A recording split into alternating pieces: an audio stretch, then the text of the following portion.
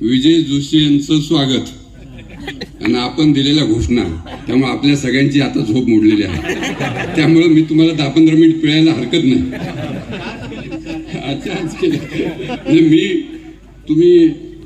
मी सुरुवातच अशी करणार होतो घोषणा देऊन मराठी पत्रकार परिषदेचा विजय असो म्हणजे तुमची झोप मोडली असती, पण आता त्याची गरज नाही. खरं म्हणजे मला जाणीव आहे की 2:30 वाजलेले आहेत आणि आपल्याला दूर दूर जायचंय.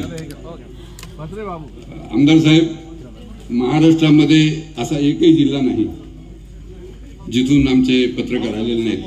म्हणजे सिंधुदुर्ग मधून आमचे महाजन आलेले आहेत आणि इकडे गडचिरोली मधून आमचे भांडेकर आलेले आहेत. म्हणजे महाराष्ट्रात चांदा ते बांधा आपण जो म्हणतो तर त्या पद्धतीनं ही मंडळी आलेली आहेत. आणि आमचं एक धोरण आहे की साधारणतः आम्ही राजकीय लोकांना आमच्या कार्यक्रमाला बोलवत नाही आणि नाही आमच्या राजकीय कार्यक्रमाला कोणी नसतं राजकीय मंडळी, तरीही 700-800 पत्रकार परिषदेच्या नावामुळे इथे येतात. म्हणजे आमचं ज्यावेळेस अधिवेशन असतं 2 वर्षांनी त्यावेळेस 3000 पत्रकार उपस्थित असतात. परवा पिंपरी चिंचवडमध्ये अधिवेशन झालं, माननीय मुख्यमंत्री आले होते. त्यांनी मला बाजूला बसल्यानंतर विचारलं, हे खरंच सगळे पत्रकार आहेत का? म्हणजे त्यांना असं वाटलं कार्यकर्ते कुठून तरी धरून आणलेत किंवा गाड्या पडून आम्ही लोकांना आणलं का काय. मी म्हणलं याच्यातला कुठलाही एक माणूस निवडा आणि त्याला विचारा तू पत्रकार आहेस का नाही किंवा कुठल्या वर्तमानपत्राचं काम करतोस.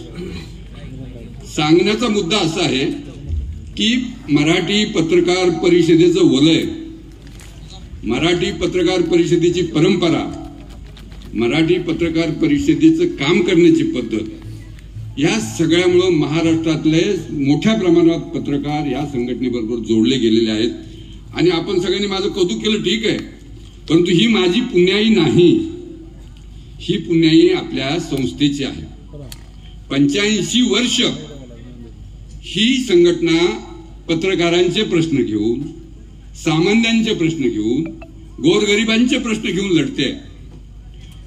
स्वातंत्र्यपूर्व काळामध्ये ही संघटना स्थापन झाली. स्वातंत्र्य लढ्यामध्ये आमचे त्यावेळेस सगळे पत्रकार लढ्यामध्ये होते. संयुक्त महाराष्ट्राच्या आंदोलनामध्ये किंवा चळवळीमध्ये आचार्य अत्रेपासून महाराष्ट्रातल्या सगळ्या मराठी पत्रकार परिषदेच्या पत्रकारांनी तिथं आपलं योगदान दिलेलं आहे.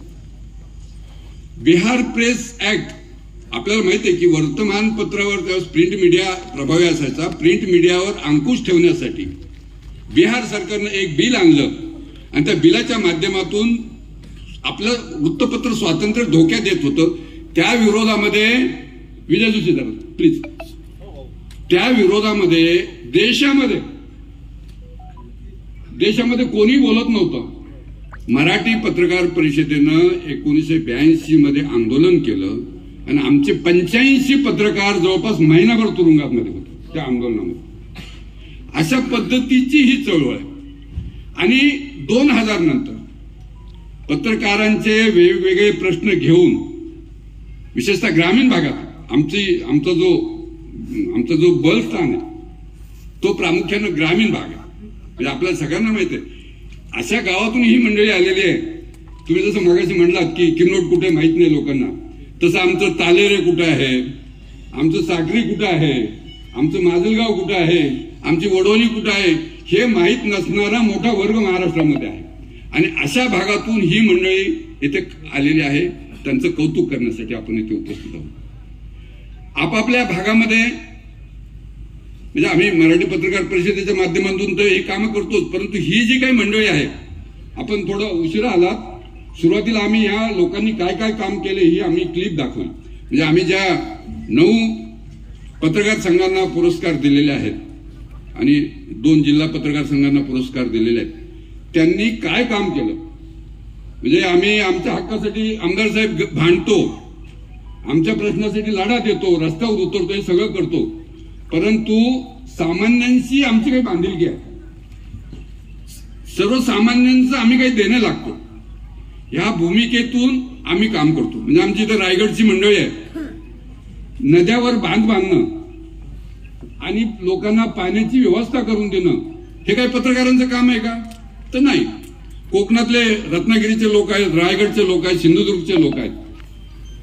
गेले अनेक वर्ष मुंबई गोवा हा रस्ता रखडलेला होतो. म्हणजे आपल्या सगळ्यांना माहित आहे मुंबई गोवा रस्त्याची रड कदा कोणाला माहित नाही असं नाही. गेले 17 वर्ष ही कोकणातली मंडळी एका रस्त्यासाठी लढते आहे आणि सरकार दुर्लक्ष करते. मगाशी किरण नाईकने सांगितलं मराठी पत्रकार परिषदेची कुठली राजकीय भूमिका नाही. आम्हाला हा पक्ष जवळचा आहे तो पक्ष दूरचा अशी आमची भूमिका नाही. आम्ही आमच्या हक्कासाठी भांडतो, सर्वसामान्यांना न्याय मिळवून देण्यासाठी भांडतो आणि सर्वसामान्यांची दुःख घेऊन जे सरकार प्रयत्न करेल किंवा जे सरकार आमचं ऐकेल त्यांच्याबरोबर आम्ही असतो. जे सरकार ऐकणार नाही त्यांच्या विरोधामध्ये आम्ही असतो. पत्रकारांचे प्रश्न आहेत. पेन्शनच्या प्रश्नाचा मगाशी उल्लेख केला किरण नाईकांनी. काय झालं पेन्शनचं? 20 वर्ष आम्ही लढल्यानंतर महाराष्ट्रामध्ये पेन्शन योजना सुरू झाली 2019ला. 5 वर्ष होत आले. इथं आमचे उदगीरचे पत्रकार आहेत, त्यांना विचारत, त्यांचं वय आता 85 वर्षाचं आहे, त्यांना पेन्शन आहे का? सरकारने 6 जानेवारीला जाहिरात काढली आणि पत्रकारांसाठी काय काय केलं याची यादी सरकारने 6 जानेवारीला आमचा पत्रकार दिन असतो त्या दिवशी ती यादीमध्ये आहे की पत्रकारांना आम्ही 11,000 पेन्शन देता. किती पत्रकारांना दिले पेन्शन? महाराष्ट्रामध्ये गेल्या 5 वर्षामध्ये केवळ 127 पत्रकारांना पेन्शन मिळते आणि त्याच्यातले जवळपास 20-22 पत्रकारांचं निधन झालेलं आहे. आपली मागणी आहे मित्रांनो, सरकारनं काय केलंय? पत्रकार पेन्शन योजना, पत्रकार आरोग्य योजना, पत्रकार पुरस्कार योजना, ह्या सगळ्या योजना एकत्र केलेल्या आहेत. केराम साहेब, सरकारनं 50 कोटी रुपये कॉर्पस फंडामध्ये ठेवले आणि त्या 50 कोटीच्या व्याजातून ह्या सगळ्या योजना सरकार चालवतं. ते व्याज ह्या योजना पूर्ण करण्यासाठी पुरत नाही. आम्ही वारंवार मुख्यमंत्री साहेबांना विनंती केली की आता हे कॉर्पस फंड वगैरे काही होणार नाही. महाराष्ट्रामध्ये असे 300 पत्रकार आहेत जे पत्रकार पेन्शन योजनेला पात्र आहेत, परंतु त्यांना ती योजनेचा फायदा मिळत नाही. का? तर सरकारकडे पैसे नाही. म्हणून आम्ही अर्थमंत्री असतील अजित पवार, मुख्यमंत्री असतील, फडणवीस साहेब असतील, या सगळ्यांना विनंती केलेली आहे की हे कॉर्पस फंडचं बंद करा आणि थेट बजेटमध्ये प्रोव्हिजन करा पत्रकारांना पेन्शन देण्याची. असं जर झालं तर पैशाचा प्रश्न येणार नाही आणि तांत्रिक मुद्दे उपस्थित करून आपले जे पेन्शन नाकारलं जातं ना ते सगळं बंद होईल. म्हणजे थोडं विस्ताराने बोलणार आहे. तुम्ही सगळे ग्रामीण भागातून आलात त्यामुळे तुम्हाला ह्या सगळ्या गोष्टीची माहिती झाली पाहिजे म्हणून मी सांगणार आहे. म्हणजे सरकार एकीकडे सांगतंय की पेन्शनसाठी अधिस्वीकृतीची गरज नाही, म्हणजे अधिस्वीकृती कार्ड असलं पाहिजे असं नाही, आणि दुसरीकडे असं सांगतंय की सरकारकडे पैसे नाही. महाराष्ट्रामध्ये असे किमान 50 पत्रकारांची मी आत्ता नावं सांगू शकतो की जे पूर्णपणे पात्र आहेत. आमचे धुळ्याचे गोपी लांडगे इथं आले नाहीत वाटतं. त्यात 75-76 वर्षाचं वय, 40 वर्ष ते एक साप्ताहिक 1 लाख चलोरे नावाचं साप्ताहिक चालवतात. त्यांच्याकडे 35 वर्षापासून अधिस्वीकृती आहे आणि त्यांना सरकारने सांगितलंय की तुमची पत्रकारिता 30 वर्षाची नाही, त्यामुळे तुम्हाला आधी पेन्शन योजना मिळणार नाही. मार्मिकचे संपादक होते पंढरीनाथ सावंत, म्हणजे विनोद बघा, पंढरीनाथ सावंत यांना सरकारनं जीवन गौरव पुरस्कार देऊन 1 लाख रुपयाचा पुरस्कार देऊन त्यांचा सन्मान केला.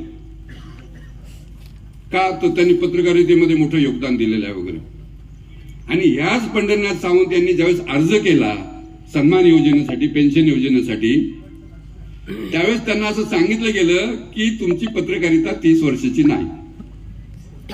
म्हणजे इकडं सरकार 1 लाख रुपये देऊन त्यांचा उत्कृष्ट पत्रकारितेमध्ये काम केल्याबद्दल सत्कार करते. राज्यपाल, मुख्यमंत्र्यांच्या हस्ते सत्कार झाला आणि ज्यावेळेस त्यांना पेन्शन द्यायची वेळ आली त्यावेळेस सरकार सांगते नाही तुमची पत्रकारिता 30 वर्षाची झालेली नाही. मी फडणवीस साहेबांना त्यावेळेस म्हटलं, आम्ही भेटलो त्यांना, मी म्हटलं ते जर पेन्शन योजनेसाठी पात्र नसतील तर मग त्यांना जीवन गौरव पुरस्कारासाठी कसे काय पात्र ठरवता तुम्ही? त्यांचा जीवन गौरव पुरस्कार परत घ्या.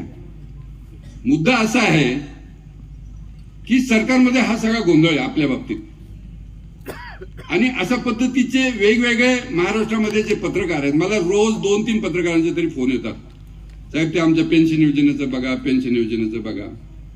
परंतु हे होणार नाही यासाठी की सरकारजवळ ह्या स्कीमसाठी त्यांनी वेगळी तरतूद केली नाही. म्हणून आपण सारखं मागतो की बजेटमध्ये तरतूद करा.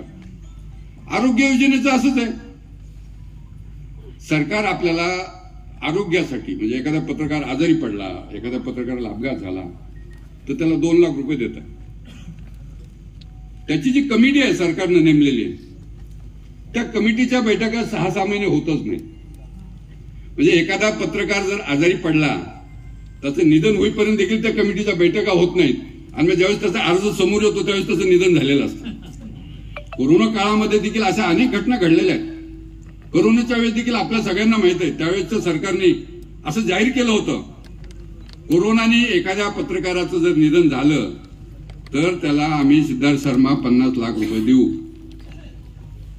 50 लाख एकाही पत्रकाराला मिळत नाही. कोरोनामध्ये महाराष्ट्रामध्ये 156 पत्रकारांचं निधन झालं. 156 नावानिशी आकडेवारी आहे. पी साईनाथ यांनी मला विचारलं त्यावेळेस मी त्यांना यादी दिली होती महाराष्ट्रातल्या पत्रकारांची की 156 पत्रकारांचं निधन झालंय. 156 पैकी एकाही पत्रकाराला कुठलीही मदत मिळाली नाही, कुठलंही अनुदान मिळालं नाही, कुठलीही सहानुभूती देखील मिळाली नाही. अशा परिस्थितीमध्ये आपण म्हणाल किंवा आणि आम्ही म्हणतो, पण मी तुम्हाला सांगू इच्छितो की आपण हे सरकारबद्दलचं रड गाणं किती दिवस गात बसणार.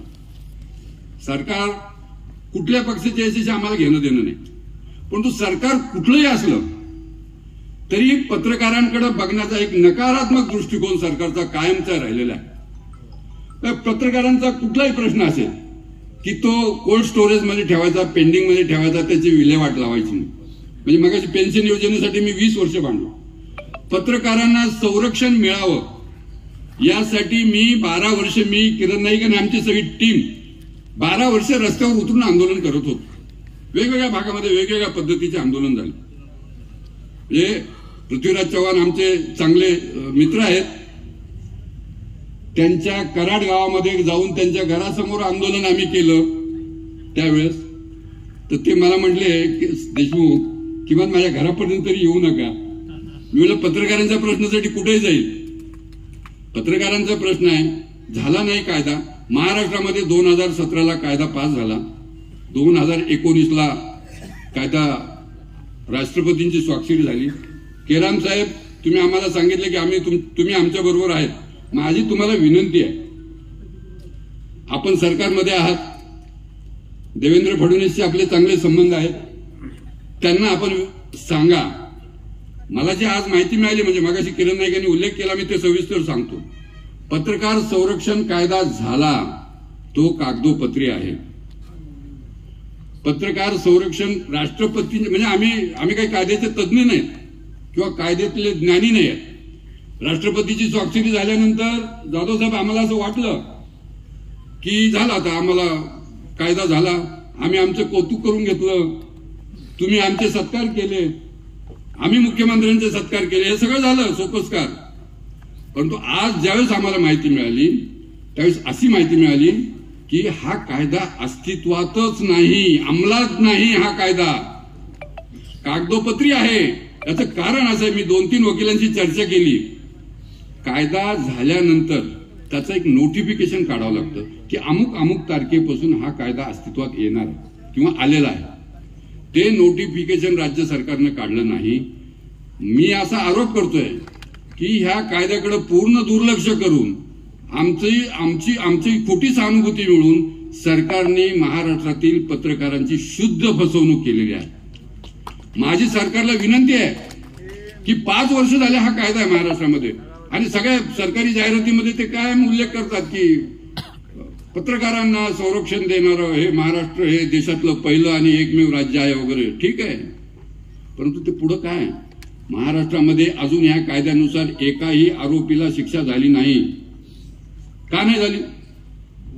पुढे जातच नाही ते कायदा. गुन्हा जरी दाखल झाला त्या कायद्याने तरी मला अमरावतीच्या पोलीस अधिकाऱ्यांनी असं सांगितलं की आता तुमच्या दबावामुळे आम्ही गुन्हे दाखल करतो त्या कायद्यानुसार. परंतु चार्जशीटमध्ये या कायद्याची कलमं वगळली जातात. त्यामुळे तुम्हाला ह्या कायद्याने न्याय मिळणार नाही. अमरावतीतली परवाची घटना आहे. साम टीव्हीच्या पत्रकाराला ज्यावेळेस मारहाण झालं तेव्हा तिथल्या एसीपीशी मी बोललो, त्यावेळेस त्यांनी मला ही माहिती दिलेली. मग सरकार आमची फसवणूक करत आहे की नाही तर काय करतंय? या संदर्भामध्ये मी वकिलांशी चर्चा करतो. आपल्याला कोर्टात जावं लागलं तर कोर्टात जावं लागेल आणि मुख्यमंत्री आणि संबंधितांकडे आपल्याला पाठपुरावा करावा लागते. त्यासाठी आपल्याला केराम साहेब नक्की मदत करतील. हे सगळे विषय आहेत आणि हे विषय छोट्या साप्ताहिकाचे विषय असतील. मगाशी यांनी सांगितलं दोसांनी साहेबांनी, तो मुताबिल हो तो अखबार निकालो. आता अखबार निकालणं फार सोपं राहिलं नाही. म्हणजे अखबार निकाल तुम्ही जाहिरातीच देत नाहीत आम्हाला, कुठून अखबार काढणार?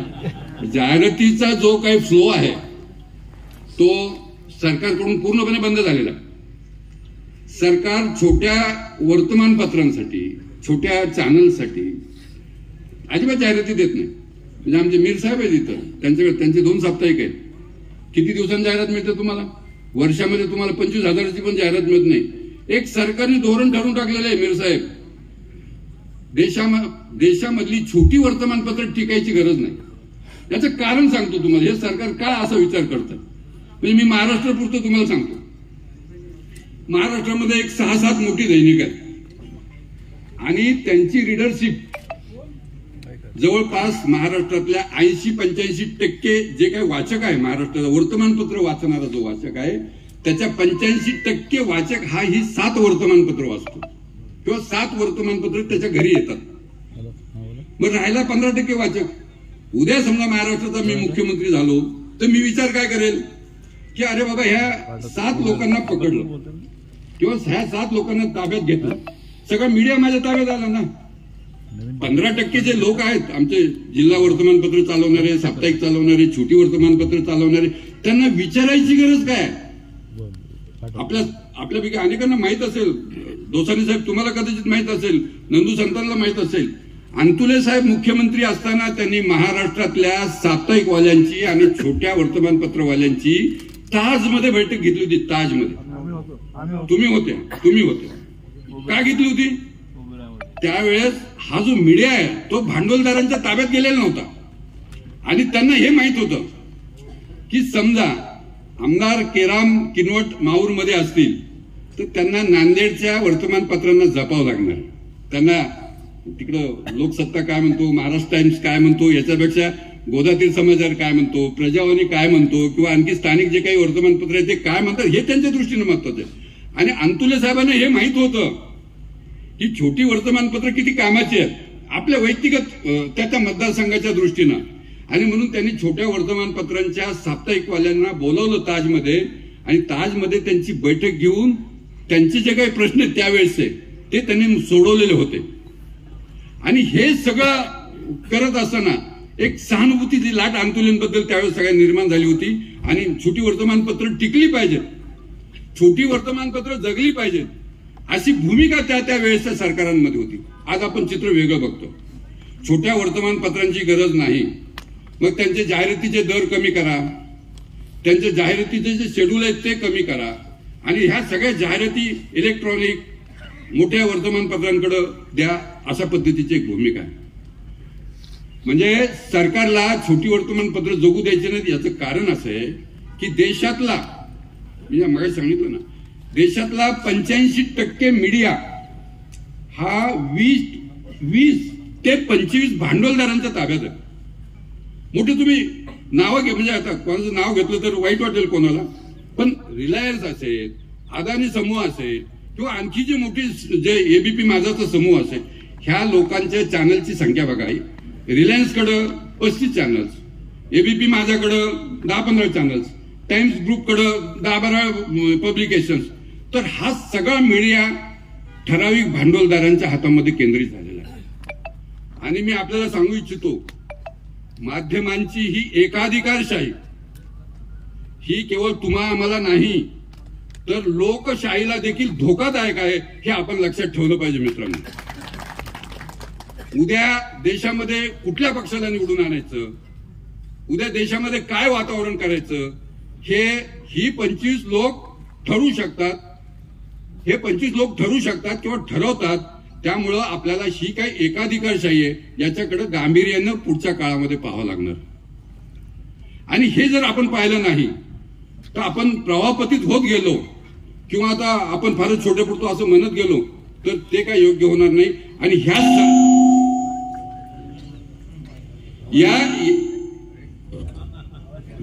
माझा आवाज बंद करू नका भाऊ. या सगळ्या आव्हानांना जर तुम्हाला तोंड द्यायचं असेल तर यांनी सांगितल्याप्रमाणे अखबार नाही काढलं तरी हरकत नाही. अखबार नाही काढलं तरी हरकत नाही. आपण युट्यूब चॅनल तर काढू, त्याला काही पैसे लागत नाही. त्यांनी नाही जाहिरात दिलं तरी आपण काढू शकतो. मी सांगतो सगळ्यांना, तालुका पातळीवर असेल, जिल्हा पातळीवर असेल, युट्यूब चॅनल जर आपण सुरू केले आणि लोकांचे प्रश्न मांडायचा प्रयत्न केला तर ही काही सरकारची जी काही धोरण आहे भांडवलदारांना च्या ताब्यात माध्यमं द्यायची, त्याला कुठेतरी निश्चितपणे आळा बसू शकेल. आता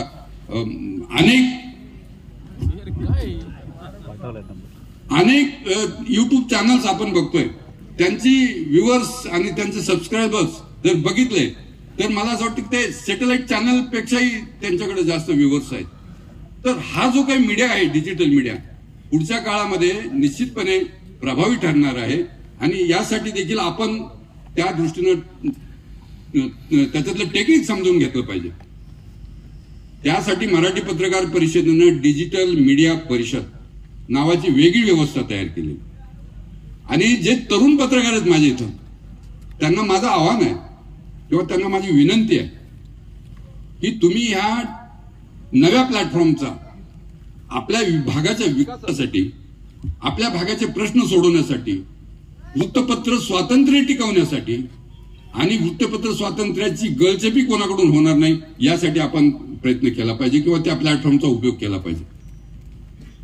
पुढचा काळ मग तो प्रिंट असेल, इलेक्ट्रॉनिक असेल किंवा डिजिटल मीडिया असेल, यासाठी अत्यंत धोक्याची सूचना देणारा पुढचा काळ आहे. म्हणजे मगाशी उल्लेख झाला, लोकशाही चॅनलमध्ये, लोकशाही चॅनलवर बंदी आणली सरकारने.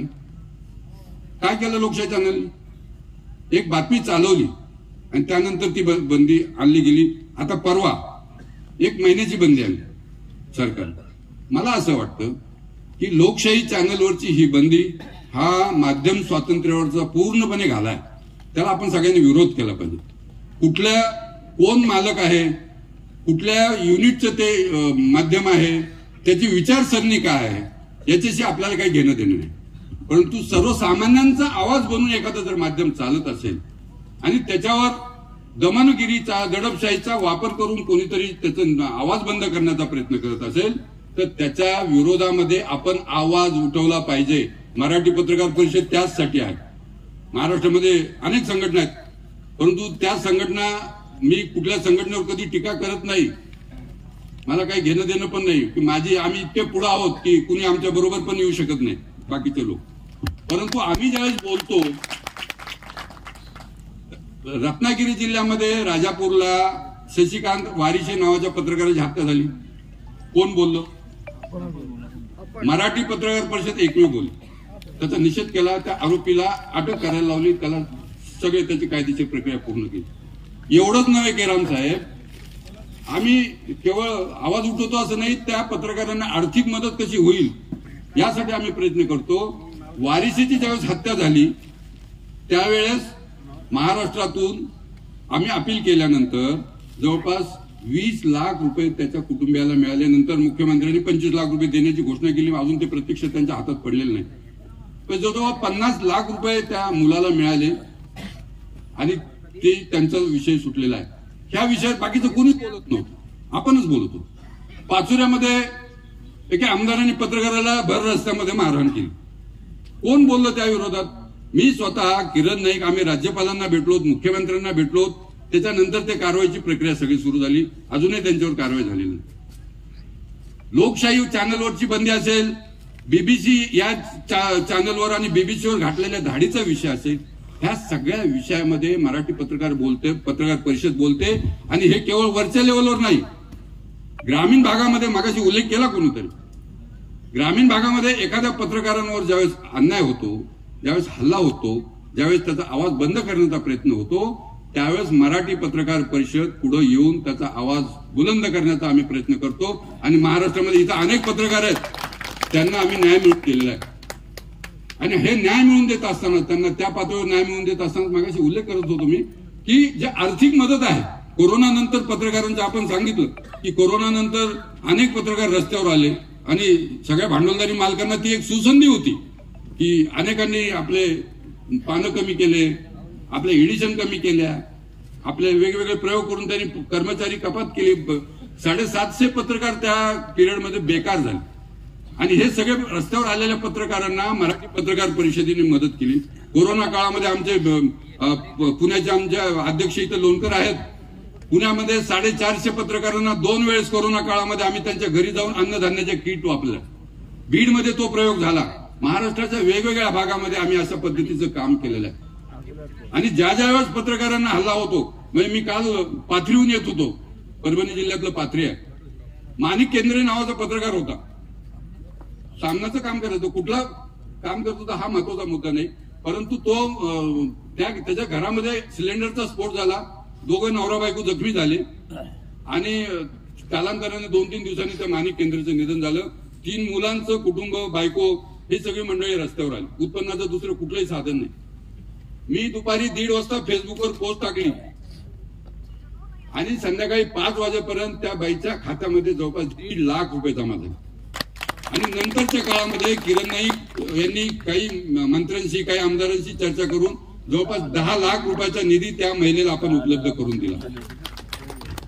त्याच्यानंतर तिथे उपचारासाठी अकोल्याला गेले त्या महिला. त्या आमचे सिद्धार्थ शर्मा, मीरबाई इथं आहेत. त्यांना आम्ही फोन करून सांगितलं की त्या भगिनीला कुठल्याही गोष्टीची कमी पडता कामा नये, तुम्ही तिथे जा. हे संघटना कशासाठी हे मी तुम्हाला सांगतोय. संघटनेची ताकद मी तुम्हाला सांगतोय. संघटना काय करू शकते हे मी तुम्हाला सांगतोय. हे मुद्दाम सांगतोय मी आमचं कौतुक करून घेतो असं नाही. परंतु अनेकांना असं वाटतं की आम्हाला संघटनेची काय गरज आहे, संघटना काय. वेळ आल्यानंतर आता मुंबईचे आमचे इथे मित्र आहेत.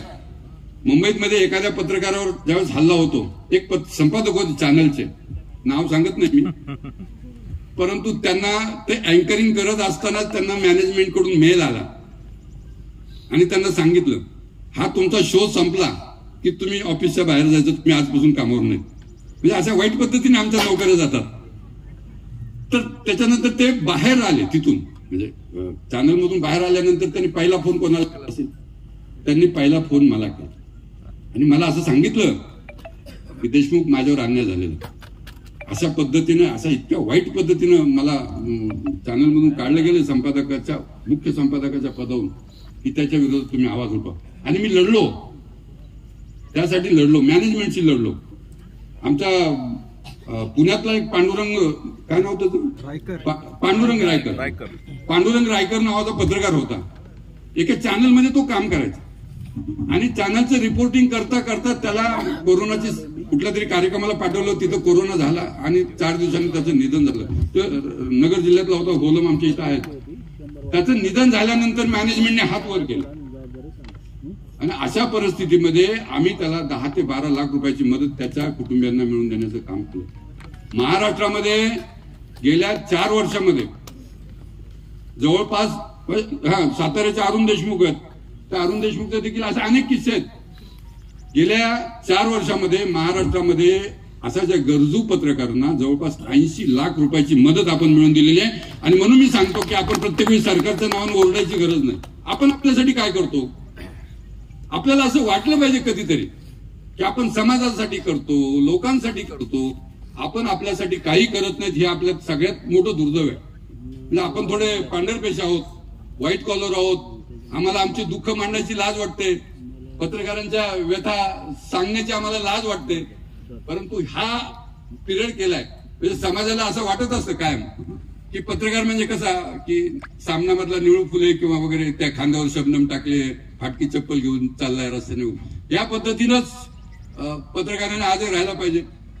म्हणजे माझ्याकडे जर एक आयफोन असेल किंवा माझ्याकडे 1-2 फोन जर वापरत, एक आमदार आम्हाला भेटले मंत्रालयामध्ये, ते मला म्हणले तुम्ही पत्रकार एकीकडे म्हणता आम्हाला काही पगार नाही, आमचं काही उत्पन्न नाही, तुमच्याकडे 2-2 मोबाईल कुठून येतात. मला म्हटले तुमच्याकडे 2-2 मोबाईल कुठून येतात. तर मी म्हटलं तुमच्याकडे 2-2 मर्सिडीज कुठून येतात हे मी कधी विचारले का तुम्हाला? तुमचं काय उत्पन्नाचं साधन आहे उघड, तुम्ही मला सांगा ना, तुमचं उत्पन्नाचं साधन काय? मग तुम्ही 2-2 मर्सिडीज मधून कसे फिरता? तुम्हाला आमचं 2 मोबाईल दिसले की तुमचं पोट दुखतं, मग आमचं किती पोट दुखायला पाहिजे तुमच्या 2-2 मर्सिडीज बघून? मुद्दा असा आहे की कोणी तुमच्या बरोबर नाही, समाज तुमच्या बरोबर नाही, सरकार तुमच्या बरोबर नाही, ज्यांच्यासाठी आपण लढत असतो ती मंडळी आपल्यासाठी नाही. तर अशा परिस्थितीमध्ये आपण आपल्यासाठी लढलं पाहिजे, आपल्यासाठी काही केलं पाहिजे, ही भूमिका आपल्या आता मराठी पत्रकार परिषदेची. म्हणजे समाजाच्या अपेक्षा अजूनही संपत नाहीत आपल्याकडून. म्हणजे लोक तुम्हाला सांगतात की पत्रकारांनी कसं असलं पाहिजे, पत्रकारांनी कसं राहायला पाहिजे, पत्रकारांनी आपलं अनेकदा लोक मार्गदर्शन करतात की मग मला कोणतरी जुन्या काळातल्या आनंद भालेरावांचं उदाहरण देतं, कोणीतरी रंगाअण्णा वैद्यांचं उदाहरण देतं, ते कसे वागत होते, तुम्ही कसे वागता. अरे आमच्याकडून ज्यावेळेस तुम्ही अशा अपेक्षा ठेवता त्यावेळेस तुम्ही कसे वागता ते पण बघा ना, ते नाही बघत तुम्ही. केवळ एक वर्ग प्रामाणिक असला पाहिजे आणि बाकीच्या वर्गाने काही बेबनशाही केली तरी चालते, ही भूमिका आम्हाला मान्य नाही.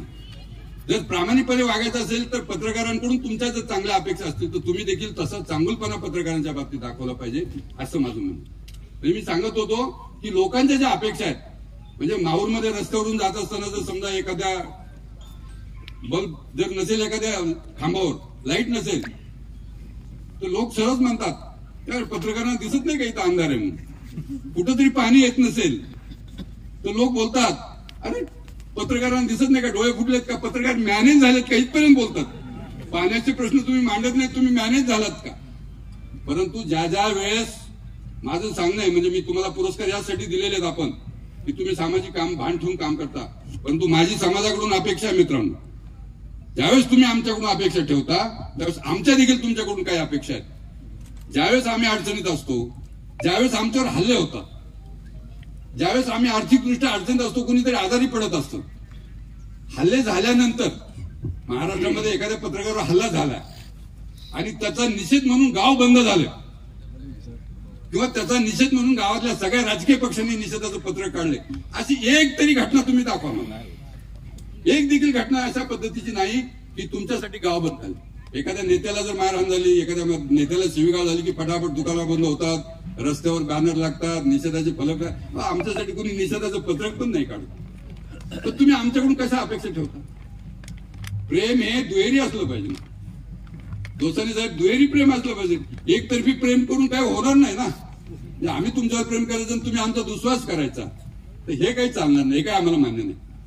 म्हणून आपल्याला कुठेतरी ह्या सगळ्या गोष्टीचा विचार करावा लागणार. म्हणजे आज जे आपण एवढ्या मोठ्या संख्येने इथे जमलो त्यामागची भूमिका देखील हीच आहे की केवळ भाषणबाजी करून किंवा रस्त्यावर उतरून वारंवार आंदोलन करून सरकार हे करत नाही, सरकार ते करत नाही, सरकार कुठलं असलं तरी काही करणार नाही, पण आपल्यासाठी आपण केलं पाहिजे. मी मागच्या मेळाव्यामध्ये देखील सांगतो, आता इथं आमचे गोलम आहेत, त्याच्यानंतर संदीप आहे, आम्ही एक गोष्ट ठरवलेली आहे केराम साहेब, किमान 1 कोटी रुपयाचा कॉर्पस फंड आम्ही तयार करणार महाराष्ट्रामध्ये. आणि मी जिल्हा आणि तालुका संघांना देखील मी सांगितलेलं आहे, मराठी पत्रकार परिषदेच्या आम्ही त्याच्या कायदेशीर ज्या गोष्टी आहेत, म्हणजे त्याचं रजिस्ट्रेशन करणं असेल किंवा त्याचा उद्या कसं आहे की माझ्यावर देखील पोलिसांचा वॉच आहे, तसं लोकांचा देखील वॉच आहे, हा कुठं जातो, काय करतो, कुठं पैसे खातो का काय करतो, त्यामुळे कायदेशीर गोष्टीची पूर्तता करून आपल्याला हा 1 कोटी रुपयाचा कॉर्पस फंड महाराष्ट्रामध्ये उभा करायचा. या कॉर्पस फंडातून कोलम दरवर्षी आपल्याला 25 पत्रकारांना जरी मदत करता आली तर मला असं वाटतं याच्यासारखं दुसरं काम नाही बघू. गरज आहे पत्रकारांना. सरकारच्या योजना आहेत, सरकारचं मी मगाशी सांगितलं की मी सरकारी अर्ज पोहोचेपर्यंत त्या पत्रकाराची विल्हेवाट लागलेली असते. त्यामुळे आपल्याला स्वतःसाठी हे करावं लागेल, एक कॉर्पस फंड उभा करून महाराष्ट्रातल्या गरजू ग्रामीण भागातल्या पत्रकारांना कसा आपल्याला आर्थिक हातभार लावता येईल त्याच पद्धतीनं प्रयत्न करायला पाहिजे. आमची मुंबईची टीम येते. आरोग्याच्या संदर्भामध्ये आम्ही एक युनिट तयार केलंय केराम साहेब, की एखादा पत्रकार ग्रामीण भागामध्ये, म्हणजे आम्ही 3 डिसेंबरला महाराष्ट्रामध्ये, म्हणजे हा जागतिक रेकॉर्ड आहे, 3 डिसेंबरला महाराष्ट्रामधल्या, परवाच्या 3 डिसेंबरला महाराष्ट्रातल्या विनयताई 12,000 पत्रकारांची एका दिवशी आम्ही आरोग्य चाचणी केली. एका दिवशी महाराष्ट्र, म्हणजे हा जगामध्ये कुठं अशा पद्धतीचा प्रयोग झाला. महाराष्ट्राच्या वेगवेगळ्या तालुक्यांमध्ये स्थानिक डॉक्टर्स आणि तिथल्या स्थानिक बाकीचे जे काही मंडळी त्यांच्या मदतीनं आम्ही हे सगळे आरोग्य शिबिरं घेतले आणि 12,000 पत्रकारांची आम्ही आरोग्य तपासणी केली. त्याच्यातून जे गंभीर आजारी पत्रकार त्यांच्यासाठी आम्ही मुंबईमध्ये एक आरोग्य कक्ष सुरू केलेला आहे. सरकारचा आरोग्य कक्ष आहेच, पण त्याचबरोबर आम्ही आरोग्य कक्ष सुरू केलेला आहे आणि सरकारबरोबर आम्ही टायअप केलंय त्याचं की एखाद्या पत्रकाराला जर गरज पडली मुंबईत येण्याची त्यासाठी आपल्याला सगळ्या पद्धतीची मदत. ते आमचे दीपक कैतके ते गेले, ते दीपक कैतकेकडे आमची ती जबाबदारी सोपवलेली आहे. मी हे सांगत असताना एक उदाहरण मी मुद्दाम सांगेल की परभणीतले आमचे नाईकवडे आहेत. शिवाजी क्षीरसागर नावाचा पत्रकार होता, त्याला कॅन्सर झाला, ब्लड कॅन्सर. बरं, आपल्यापैकी अनेकांना मुंबई माहित नाही आणि मुंबईला जायचं म्हटलं तरी 2 दिवस आपण दबावाखाली असतो की आता मुंबईला जाऊन राहायचं कुठं, काय, कोणाला भेटायचं काय. त्या शिवाजी क्षीरसागरला मुंबई माहित नव्हती आणि तो अशा परिस्थितीमध्ये तो टाटाच्या तिथे गेला कुटुंबाला घेऊन. किरण नाईक आहेत. मला ज्यावेळेस परभणीतून नायकवडेंचा फोन आला की असा पत्रकार तिथे गेला आणि त्याला टाटामध्ये कोणी विचारत नाही, मी पुण्याहून गेलो आणि किरण नाईक त्याला भेटायला गेलो. तुम्हाला सांगतो माझा आज अंगावर काटा येतो. किरण नाईक यांच्या गळ्यामध्ये, मी थोडा भावनाविवश असल्यामुळे मी लांबच उभा राहिलो की लगेच माझ्या डोळ्यात पाणी येत आहे, मी थांबत नाही तिथं. किरण नाईकच्या गळ्यामध्ये पडून तो शिवाजी क्षीरसागर रडत होता आणि आम्ही त्याला नंतर टाटामध्ये ऍडमिशन मिळवून देण्यापासून त्याचे 6 महिन्याची राहायची व्यवस्था, मुख्यमंत्री फंडातून मदत आणि पंतप्रधान फंडातून 5 लाख रुपयाची मदत आणि मुख्यमंत्री फंडातून 2 लाख रुपयाची मदत मिळवून दिली. नंतर 2.5 ते 3 वर्ष तो ह्या सगळ्या मदतीने जगला. नंतर त्याचं निधन झालं बिचारायचं. परंतु त्याचा पुढचा वाढदिवस होता, तो त्याने मला मुद्दाम फोन केला त्या शिवाजीनं आणि सांगितलं, साहेब हा वाढदिवस तुमच्यामुळे मी साजरा करतो. ते संघटनेची जी आपण ताकद म्हणतो, संघटना कशासाठी म्हणतो, अनेकदा आपण बघतो कुठेतरी आपण तिकडं रायगडला फिरायला गेलेलो असतो, रत्नागिरीत राजापूरला फिरायला गेलो होतो, तिकडे ऍक्सिडेंट होतो, आपल्या कोणी ओळखीचं नसतं. अशा वेळेस कोण मदतीला येत आहे? म्हणजे आमचे हे हरीश पटणे आहेत, साताऱ्यामध्ये एका पत्रकाराला ऍक्सिडेंट झाला, पेनचे पत्रकार होते ते, त्यांना ऍक्सिडेंट झाला. त्यांनी सांगितलं मला की सर इथं ऍक्सिडेंट झालाय आणि समोरचा माणूस गेलाय आणि आम्ही सगळे घाबरलेलो. हरीश पटणे यांना मी फोन केला आणि 5व्या मिनिटाला त्याची टीम त्या घटनास्थळावर दाखल झाली आणि आपण त्या पत्रकारांना सगळ्या प्रकारची मदत त्यांनी करून दिली. संघटनेची ही ताकद आहे, संघटनेची ही भूमिका आहे आणि संघटनेबरोबर आपण कशासाठी राहायचं हे मी तुम्हाला सांगतो. मी आपल्या सगळ्यांना परत एकदा विनंती करेन की आपण पुढचा काळ अत्यंत अवघड आहे, कठीण आहे. त्या काळामध्ये आपल्याला एकजूट असल्याशिवाय, आपण एकत्र झाल्याशिवाय पर्याय राहणार नाही. कोण कुठल्या संघटनेमध्ये आहे, म्हणजे मगाशी किरण यांनी सांगितलं अनेक संघटना निघतात. संघटना निघायला तर माझा विरोध नाही त्या संघटनेला, माझा मालकांच्या संघटनेला मात्र विरोध आहे. जाता जाता मी सांगतो की मालकांनी मराठी पत्रकार परिषदेची चळवळ, ही जी काही आज दिसते चळवळ, मराठी पत्रकार परिषदेची चळवळ मोडून टाकण्यासाठी अनेक पद्धतीचे प्रयत्न होताना दिसत आहेत. त्याच्यामध्ये एक जे मोठे भांडवलदार मालक आहेत त्यांनी स्वतःची एक पत्रकार संघटना सुरू केली. म्हणजे केराम साहेब, पूर्वी आम्ही मोठ्या वर्तमानपत्रामध्ये काम करत असताना आमच्या वर्तमानपत्रांमध्ये ज्या कामगारांच्या संघटना होत्या त्या अगोदर ह्या मालकांनी खाऊन टाकल्या. म्हणजे कामगारांची सिटूची संघटना असायची, इंटकची संघटना असायची, भारतीय मजदूर संघाची संघटना असायची. ह्या संघटनांना बाजूला करून मालकांनी आपले पिद्दे बसून आपल्या संघटना तिथे निर्माण केल्या. म्हणजे ही कामगारांची चळवळ वर्तमानपत्रांपुरती ही अशा पद्धतीने मोडून टाकली गेली. आत्ता मराठी पत्रकार परिषदेने महाराष्ट्रामध्ये जी जागृती निर्माण केली आहे, पत्रकारांमध्ये जी एकजुटीची भावना निर्माण केलेली आहे, पत्रकारांमध्ये जे संघर्षाची भूमिका तयार केलेली आहे, ही सगळी संघर्षाची भूमिका ही महाराष्ट्रातल्या काही लोकांना डोळ्यावर येते. काही लोकांना असं वाटतं की पत्रकारांनी एकजूट होता कामा नये, पत्रकारांनी एकत्र येता कामा नये. पूर्वी अनेक नेते असं म्हणायचे की 2 पत्रकार आहेत ना, तुम्ही एकत्र येऊ शकत नाही. परंतु आज 700 पत्रकार जर एका हाकेवर येत असतील तर महाराष्ट्रामध्ये हा निश्चितपणे परिवर्तन झालेले, हे निश्चितपणे बदल झालेले. आणि आम्ही आमच्यातले मतभेद, आम्ही बुद्धिजीवी आहोत, आमचे मतभेद राहणार आहेत, परंतु हे मतभेद बाजूला ठेवून एका झेंड्याखाली, एका बॅनर खाली एकत्र आलं पाहिजे. ही भूमिका घेऊन आज आपण ही चळवळ निर्माण करतोय. आणि ह्या चळवळीला नख लावण्याचा जर कोणी प्रयत्न करत असेल, मग ते सरकार असेल, मग ते भांडवलदार मालक असतील किंवा अन्य कोणी असेल तर त्याला आपला विरोध करायचा का नाही? आपल्याला विरोध करायचा. त्यामुळे असा कोणी प्रयत्न असेल आणि खोटे आश्वासन येऊन देत असेल काही तर त्याच्यापासून सावध राहायला पाहिजे.